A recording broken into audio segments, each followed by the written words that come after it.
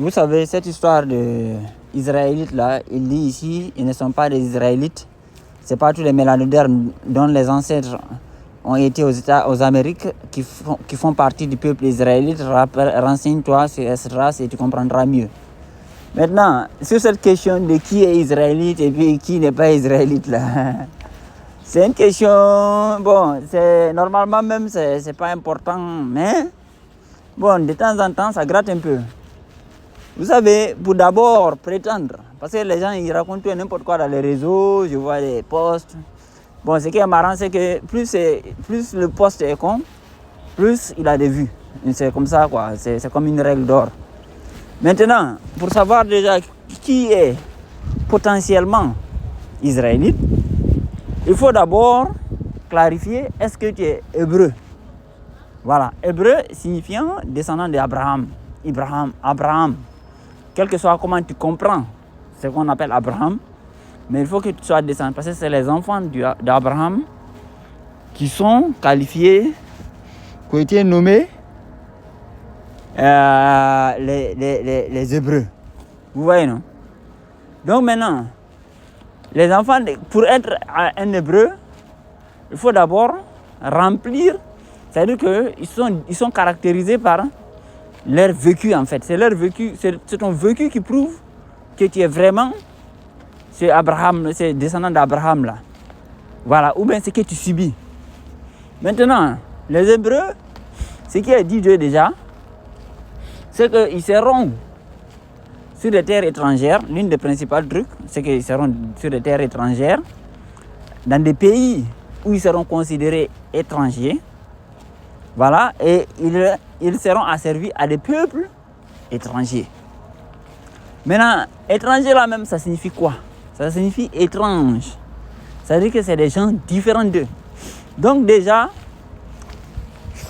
les gens qui aujourd'hui, dans le monde actuel là, dans le monde d'aujourd'hui, se prétendent ça là, eux, ils sont déjà disqualifiés. Voilà, parce que c'est les mêmes caucasiens quoi, caucasiens noirs à peau blanche. Voilà, c'est les mêmes là. Maintenant, les caucasiens noirs à peau foncée, c'est-à-dire que les noirs d'Afrique là, la race noire en Afrique est totalement disqualifiée aussi. Parce que ce soit les Ashanti, que ce soit les Yoruba, que ce soit les Ibo, que ce soit les gens qu'on dit Bantou, aucun n'est considéré étranger sur la terre où il vit en Afrique. Aucun. Ah, vous pouvez vérifier. Hein? Donc, aucun d'entre eux n'est considéré étranger là où il vit. Parce qu'on voit les gens qui racontent tout et n'importe quoi. Déjà, l'un des premiers éléments qui peut te mettre dans cette catégorie-là, c'est que tu es dans une terre déjà où on te considère que non, tu n'appartiens pas là, tu es étranger. Le deuxième point, c'est que tu travailles pour un peuple qui est différent de toi en fait. Voilà, qui est étrange par rapport à toi et qui est étrange par rapport à lui. Et dans ce cadre-là, il y a 2 grands peuples actuellement, ou 3, qu'on peut dire ça. Il y a les peuples en Afrique et il y a les gens, les Américains en fait, c'est-à-dire que les Indiens d'Amérique. Ces 2 peuples, gros peuples là. Après, on peut dire éventuellement il y a les Indiens, il y a les gens qu'on dit les mélanodermes d'Inde. Voilà. Maintenant, bon, eux aussi, il faudra regarder. Mais les 3 gros peuples, en fait, c'est eux qui subissent cette situation. C'est-à-dire que les Indiens d'Amérique, c'est-à-dire que les mélanodermes les Américains, en fait, c'est eux qui sont les réels Américains, en fait. Mais ils sont dans des territoires, ils sont dans des terres où ils sont considérés étrangers. Vous voyez, non? C'est-à-dire que quand tu fais ce qui ne va pas à ceux qui se considèrent étant les propriétaires de la terre, ils te disent rentre quelque part. C'est ça qui signifie que tu es considéré comme étranger. Ils te disent rentre en Afrique, si tu es fâché. En Afrique, dans le territoire qu'on appelait Afrique, qu'ils ont baptisé Afrique là, les peuples, on est pareil là-bas. C'est-à-dire que les gens là, ils nous trouvent étranges. C'est-à-dire qu'eux-mêmes, ils s'assoient, ils font des débats sur nous. Bon, ils ne comprennent pas pourquoi on est comme on est. Et nous aussi, on les trouve étranges. Parce que nous aussi, quand ils font le cannibalisme, par exemple, on ne comprend pas. Alors que pour eux, c'est totalement logique. Mais nous, on ne voit pas ça, en fait. On ne voit pas la logique dans ça. Vous voyez, non? Donc, en fait, on est étranger. On est étranger par rapport à eux, pas par rapport... Parce que quand on dit étranger, c'est par rapport à un peuple, en fait. Étranger, c'est par définition, c'est pas essentiellement la terre, mais c'est par rapport au peuple d'abord, avant d'être peut-être ancien une terre aussi, oui c'est vrai, mais là il est question du peuple d'abord. Et maintenant, nous en Afrique, partout où on est très actif dans l'économie, que ce soit le Cameroun, le Nigeria, le Mali, Burkina, Guinée, Sénégal, on est hyper actif dans l'économie. Mais l'économie, là, quand tu es actif dans un pays, généralement, on domine même les PME, généralement, les PME, le commerce et autres. Et l'élevage aussi, généralement. Or, ça, ce sont les ressources fondamentales de l'État. Donc, ça veut dire qu'on travaille pour le peuple étranger en réalité. Parce que toi qui fais ton petit PME, tu gagnes quelques sous. Mais pour qui tu travailles réellement? Pour celui à qui tu payes les taxes. Voilà. Aux Amériques, c'est pareil. Ils produisent de l'industrie musicale, ils travaillent aussi, ils sont des gros travailleurs en réalité, surtout les gens des Amériques là aussi, les États-Unis. Les gens qu'on dit black là-bas, c'est des gros travailleurs en fait. Mais voilà, pour un peuple étranger. Donc ça c'est la condition même déjà pour être hébreu déjà. C'est-à-dire qu'il faut que tu vives ce genre de contexte là déjà pour être dans voilà, potentiellement pour en arriver à ce qui est Israël. Parce que Israël c'est le fils de Jacob. Ouais, non, mais Jacob lui-même c'est un hébreu d'abord. Maintenant, on arrive au point qu'on dit qui est hébreu, qui est israélite au moins. Les Israélites, quand vous lisez dans la Bible,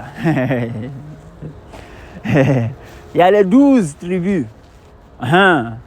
Déjà, une première question, quelle est la nation, quel est le peuple nation qu'on a, qui a plusieurs tribus en lui, des tribus distinctes, mais qui est de toute évidence le même peuple à la base. Voilà. Aux Amériques, on peut dire oui, c'est éventuellement possible parce qu'en fait, quand vous prenez les îles, notamment les Caraïbes, ils parlent tous la même langue, mais avec des variations. Donc, c'est comme des tribus en fait. Voilà.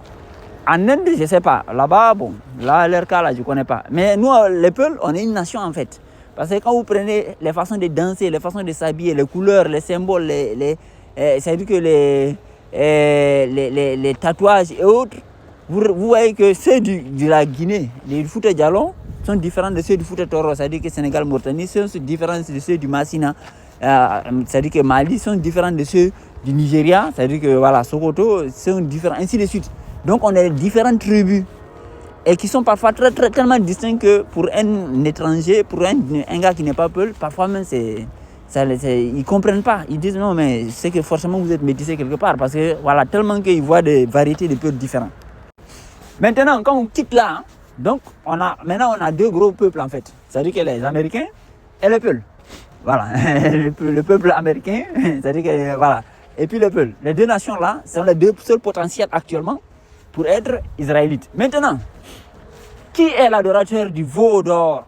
Voilà. À qui on a dit par exemple dans le Coran, sacrifier une vache bagara. Et ils étaient récalcitrants. Qui est celui qui est l'adorateur du veau?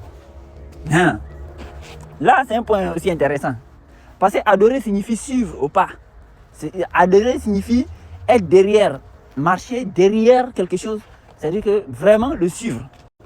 Si vous lisez d'abord, par exemple, l'histoire, comment l'état théocratique du Liptako au nord du Burkina a été fondé, on vous dit que les gens qui ont fondé ça, ils ont quitté le Massina, ils sont venus et ils ont suivi une vache.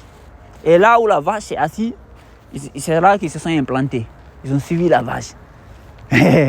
Qui sont ces gens-là, les Peuls que vous voyez, qui suivent les vaches? En fait, parce que les gens ne comprennent pas.